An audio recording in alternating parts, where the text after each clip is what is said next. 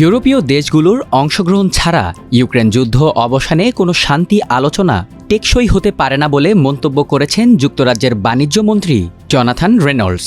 Sunday with Laura Kuenssberg নামে বিবিসির একটি অনুষ্ঠানে এই মন্তব্য করেন তিনি। জনাথন রেনল্ডস বলেন, ইউক্রেন যুদ্ধ নিয়ে মার্কিন যুক্তরাষ্ট্র ও তাদের মিত্রদের মধ্যে শান্তি আলোচনা কোনো কাজে আসবে না, কারণ প্রেসিডেন্ট ট্রাম্পের প্রশাসন ইউরোপীয় নেতাদের উপেক্ষা করে রাশিয়ার সঙ্গে শান্তি আলোচনায় এগিয়ে যাচ্ছে।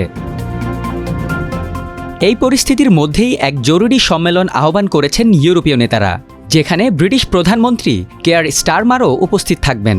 অন্যদিকে রাশিয়ার সঙ্গে বৈঠকে বসতে চলেছেন মার্কিন কর্মকর্তারা। এর থেকে বোঝা যায় ইউক্রেন যুদ্ধ নিয়ে আলোচনায় যুক্তরাষ্ট্র ও ইউরোপের দেশগুলোর মধ্যে বেশ দূরত্ব তৈরি হচ্ছে। যখন তাকে প্রশ্ন করা হয় যুক্তরাষ্ট্রের সম্পৃক্ততা ছাড়া ইউক্রেন ও ইউরোপের ওপর হুমকি কি আরও বেড়ে গেছে, তখন তিনি বলেন, এই বিষয়ে কোনো সন্দেহ নেই।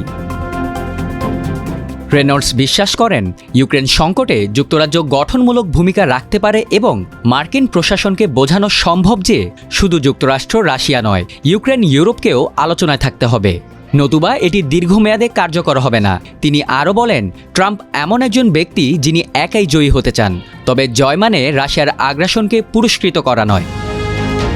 রেনল্ডস মনে করেন, ইউরোপ ও যুক্তরাষ্ট্রের মধ্যে সেতুবন্ধন হিসেবে কাজ করতে পারে যুক্তরাজ্য, এতে সম্পর্ক আরও শক্তিশালী হবে।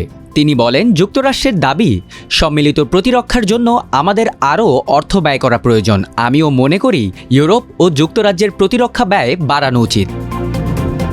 এদিকে প্রতিরক্ষা ব্যয় বাজেটের 2.3% থেকে বাড়িয়ে 2.5% করার পরিকল্পনা করছে যুক্তরাজ্য, কিন্তু কবে এটি বাড়ানো হবে সেই বিষয়ে নির্দিষ্ট সময়সীমা উল্লেখ করতে অস্বীকৃতি জানান জনাথন রেনল্ডস।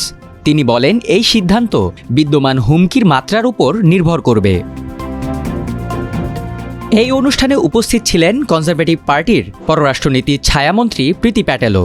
তিনি বলেন, এই মুহূর্তে শান্তি আলোচনার গতি প্রকৃতি নিয়ে অনুমান করা খুব কঠিন।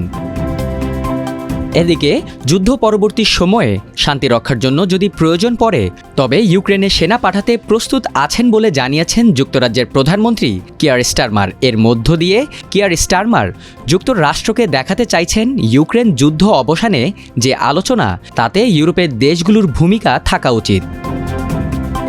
ব্রিটিশ সেনা পাঠানোর প্রস্তাব দেওয়া নিয়ে ব্যাখ্যা দিতে গিয়ে যুক্তরাজ্যের প্রধানমন্ত্রী বলেন, তিনি ব্রিটিশ সেনা ও নারীদের ক্ষতির মুখে ফেলার সিদ্ধান্তটি হালকাভাবে নেননি, তবে রাশিয়ার প্রেসিডেন্ট ভ্লাদিমির পুতিনকে আরও আগ্রাসন থেকে বিরত রাখতে ইউক্রেনে স্থায়ী শান্তি নিশ্চিত করা অপরিহার্য। ডেইলি টেলিগ্রাফে এক নিবন্ধে স্টারমার এসব কথা লিখেছেন। তিনি লেখেন, ইউক্রেনের সঙ্গে রাশিয়ার যুদ্ধ যখন শেষ হবে, সেটা শুধু পুতিন পুনরায় আক্রমণ করার আগ পর্যন্ত একটি অস্থায়ী যুদ্ধবিরতি হলে হবে না। যুক্তরাজ্যের প্রধানমন্ত্রী এই প্রথম স্পষ্টভাবে ইউক্রেনে শান্তিরক্ষী পাঠানোর বিষয়টি বিবেচনা করার কথা জানালেন। এর আগে তিনি বলেছিলেন, কোনো শান্তি চুক্তি হলে তা বাস্তবায়নের অংশ হিসেবে যুক্তরাজ্য সহায়তা করতে রাজি আছে।